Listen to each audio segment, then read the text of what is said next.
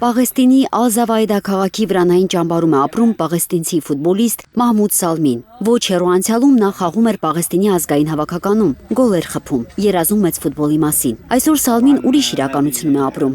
Վրանում, որտեղ ամենաթանկ իրը պատերազմից փրկված մարզաշապիկն է։ Սա մեր ազգային հավաքականի Պաղեստինի մարզաշապիկն է։ Այն շատ թանկ է ինձ համար։ Չնայած բոլոր դժվարություններին, հույս ունեմ, որ մի օր կկրեմ այն եւ կներկայացնեմ ազգային հավաքականը, նույնիսկ եթե դա ընդամենը մեկ խաղ կամ մեկ մրցաշրջան լինի։ 2019 թվականին Սալմին եղել է Պաղեստինի օլիմպիական հավաքականի կազմում, գոլ խփել ընկերական հանդիպման ժամանակ։ Այդ օրը նրա խոսքով իր կյանքի ամենաերջանիկ պահերից մեկն էր։ Պատերազմը փոխեց ամեն ինչ։ Ֆուտբոլային դաշտերը վերածվեցին ավերակների։ Հարյուրավոր մարզիկներ այլևս երբեք խաղադաշտ չեն վերադառնա։ Գիտեք, այս պատերազմում զոհվել է ավելի քան 700 մարզիկ։ Այս մարզաշապիկը շատ թանկ է ինձ համար։ Այն հիշողություն է, ցավ եւ պայքարի խորհրդանիշ։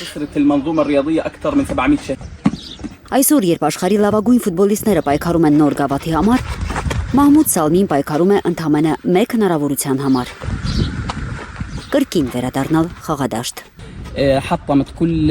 Պատերազմը կործանեց իմ բոլոր երազանքներն ու նպատակները։ Ես կարիերայիս լավագույն փուլում էի, բայց արդեն 3 տարի է ֆուտբոլ չեմ խաղում, որովհետև պարզապես պայմաններ չկան։ Ֆուտբոլի 2026 թվականի աշխարհի առաջնության մարզադաշտերում անշուշտ նոր հերոսներ են ծնվելու։ Բայց ինչպես ասում է Մահմուդը, ֆուտբոլի ամենահուզիչ պատմությունը միշտ չէ, որ գավաթի համար պայքարողների մասին է, այլ այն մարզիկների, որոնք նույնիսկ պատերազմում շարունակում են երազել ֆուտբոլի մասին, որովհետև ֆուտբոլը ոչ միայն հաղթանակների, այլև չհանձնվելու մասին է։